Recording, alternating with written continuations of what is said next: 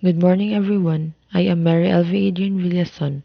Our group is going to report about prosocial behavior. Prosocial behavior is a positive, constructive, helpful social behavior. Altruism is a motive to increase another's welfare without conscious regard for one's self-interests. Altruism is selfishness in reverse. An altruistic person is concerned and helpful even when no benefits are offered or expected in return. In the Filipino context, this is known as bayanihan. Also, Jesus' parable of the Good Samaritan provides a classic illustration. A man was going down from Jerusalem to Jericho and fell into the hands of robbers, who stripped him, beat him, and went away, leaving him half dead. Now by chance a priest was going down that road, and when he saw him, he passed by on the other side. So likewise a Levite, when he came to the place and saw him, passed by on the other side. But a Samaritan while traveling came near him, and when he saw him, he was moved with pity. He went to him and bandaged his wounds, having poured oil and wine on them. Then he put him on his own animal, brought him to an inn and took care of him. The next day he took out 2 denarii, gave them to the innkeeper, and said, "Take care of him, and when I come back I will repay you whatever more you spend." The Samaritan story illustrates altruism. Filled with compassion, he is motivated to give a stranger time, energy, and money while expecting neither repayment nor appreciation. Why do we help? Social exchange theory is the theory that human interactions are transactions that aim to maximize one's rewards and minimize one's costs. It does not contend that we consciously monitor costs and rewards, only that such considerations predict our behavior. Rewards that motivate helping may be external or internal. Egoism is a self-serving motive supposedly underlying all behavior to increase one's own welfare, the opposite of altruism, which aims to increase another's welfare. There is, however, a weakness in reward theory. It easily degenerates into explaining by naming. If someone volunteers for the Big Sister Tutor program, it is tempting to explain her compassionate action by the satisfaction it brings her. But such after the fact naming of rewards creates a circular explanation. Why did she volunteer? Because of the inner rewards. How do you know there are inner rewards? Why else would she have volunteered? Because of this circular reasoning, egoism, the idea that self-interest motivates all behavior, has fallen into disrepute. To escape the circularity, we must define the rewards and the costs independently of the helping behavior. If social approval motivates helping, then, in experiments, we should find that when approval follows helping, helping increases. And it does. Internal rewards. So far, we have considered external rewards that motivate helping. We also need to consider internal factors, such as the helper's emotional state or personal traits. The benefits of helping include internal self-rewards. Near someone in distress, we may feel distress. Guilt. Distress is not the only negative emotion we act to reduce. Throughout recorded history, guilt has been a painful emotion that people avoid and seek to relieve. To examine the consequences of guilt, social psychologists have induced people to transgress, to lie, to deliver shock, to knock over a table loaded with alphabetized cards, to break a machine, to cheat. Afterward, the guilt-laden participants may be offered a way to relieve their guilt, by confessing, by disparaging the one harmed, or by doing a good deed to offset the bad one. The results are remarkably consistent. People will do whatever can be done to expunge the guilt, relieve their bad feelings, and restore their self-image. Exceptions to the feel bad or do good scenario. Among well-socialized adults, should we always expect to find the feel bad or do good phenomenon? No. One negative mood, anger, produces anything but compassion. Another exception is profound grief. People who suffer the loss of a spouse or a child, whether through death or separation, often undergo a period of intense self-preoccupation which restrains giving to others. Feel good, do good. So, are happy people unhelpful? Quite the contrary. There are few more consistent findings in psychology. Happy people are helpful people. This effect occurs with both children and adults, regardless of whether the good mood comes from success, from thinking happy thoughts, or from any of several other positive experiences. Social norms. Reciprocity norm is an expectation that people will help, not hurt, those who have helped them. In the Filipino context, which is known as bayanihan, reciprocity is helping others in solidarity on how others helped you in the past. Social capital is the mutual support and cooperation enabled by a social network. An example of social capital is when someone opens a door for someone, returns a lost item to a stranger, gives someone directions, and any other beneficial interaction between people, even if they don't know each other. Social responsibility norm is an expectation that people will help those needing help. Examples are advocating for child labor laws and purchasing fair trade products. Attributions and helping. In this model, proposed by German researcher Udo Rudolph and colleagues, 2004, helping is mediated by people's explanations of the predicament and their resulting degree of sympathy. Evolutionary psychology contends that life's essence is gene survival. Kin selection is the idea that evolution has selected altruism toward one's close relatives to enhance the survival of mutually shared genes. Reciprocity works best in small, isolated groups in which one will often see the people for whom one does favors. Group selection. When groups are in competition, groups of mutually supportive altruists outlast groups of non-altruists. Empathy is the vicarious experience of another's feelings, putting oneself in another's shoes. Evolutionary psychology assumes two types of helping: devotion to kin and reciprocity.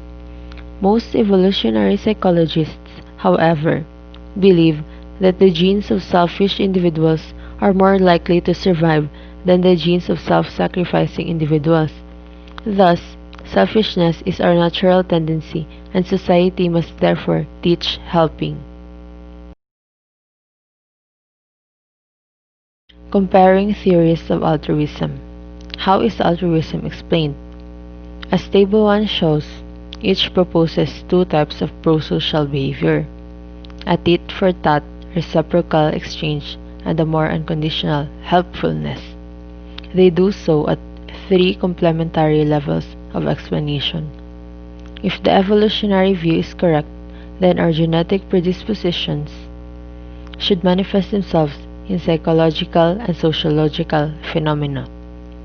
We can evaluate these three theories according to the ways in which they characterize prosocial behavior as based on tit-for-tat exchange and/or unconditional helpfulness.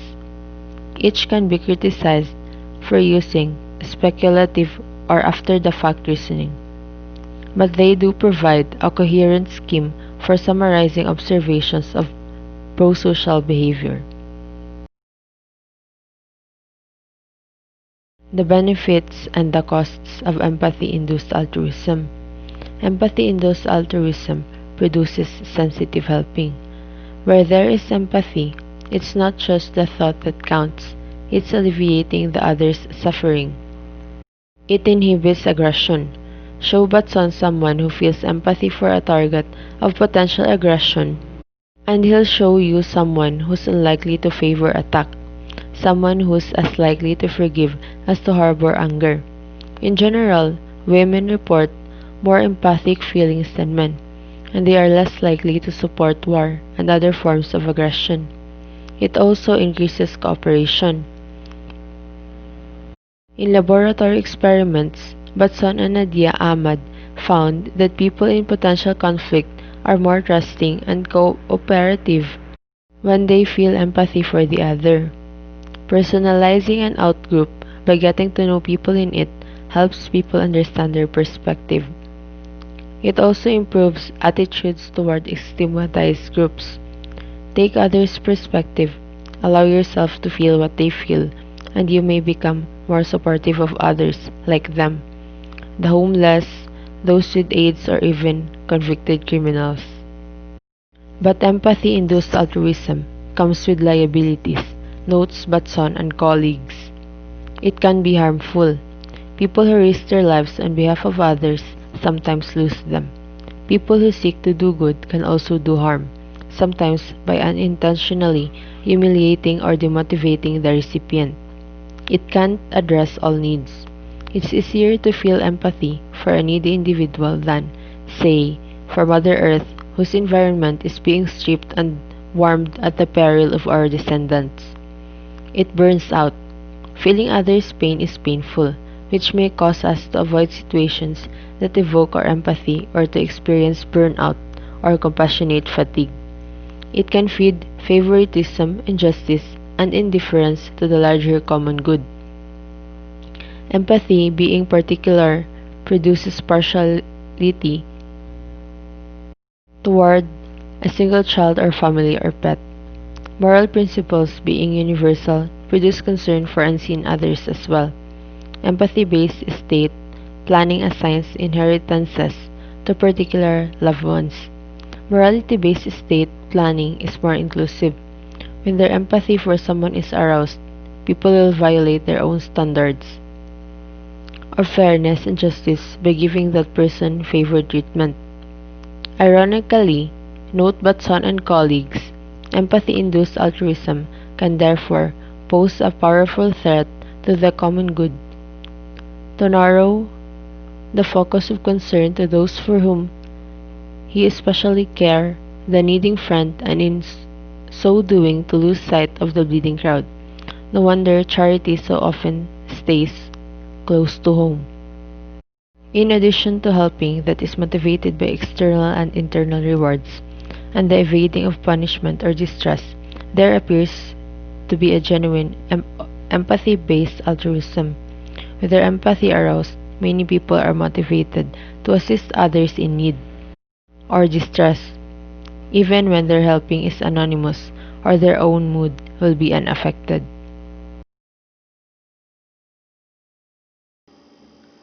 When will we help? First, number of bystanders.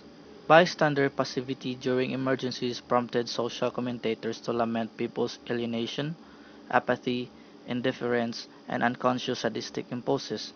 By attributing the non-intervention to the bystander's disposition, we can reassure that ourselves that, as caring people, we would have helped. A person was at least as likely to be helped by a lone bystander as when observed by several bystanders. Second, helping when someone else does. A person is more likely to help when he or she sees someone helped. Third, time pressures.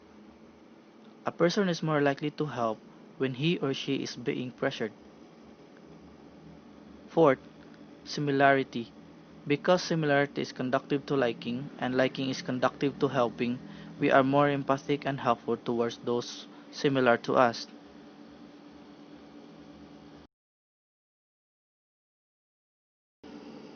Who will help?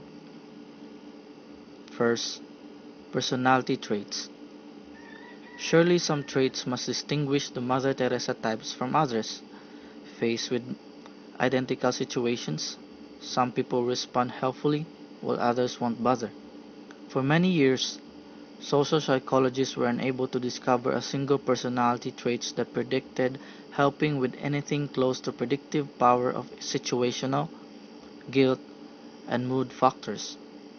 Modest relationships were found between helping and certain personality variables, such as a need of a social approval.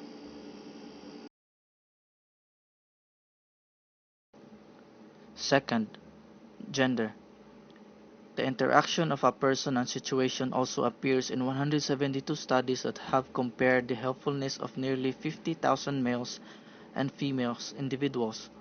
After analyzing these results, Eagley and Crowley reported that when faced with potential dangerous situations in which strangers need help, such as with a flat tire or a fall in a subway, men more often help. Third, religious faith.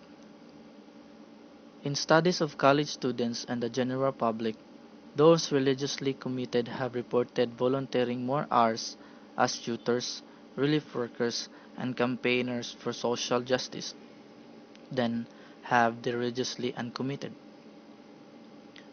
A newer analysis across 70 countries confirmed that religious individuals were more likely to be a member of charitable organizations and less likely to engage in self-serving lies or fraud. But this seeming prosocial effect of religiosity was strongest in the country in which religious behavior is a matter of personal choice rather than imposed by strong social norms. Worldwide report Gallup researchers Brett Pelham and Steve Crabtree stated that highly religious people are despite averaging lower incomes more likely to report having given away money in the last month and also report having volunteers and help a stranger. The highly religious said religion is more important in their lives daily and attend a service in a last week. Less religious are all others.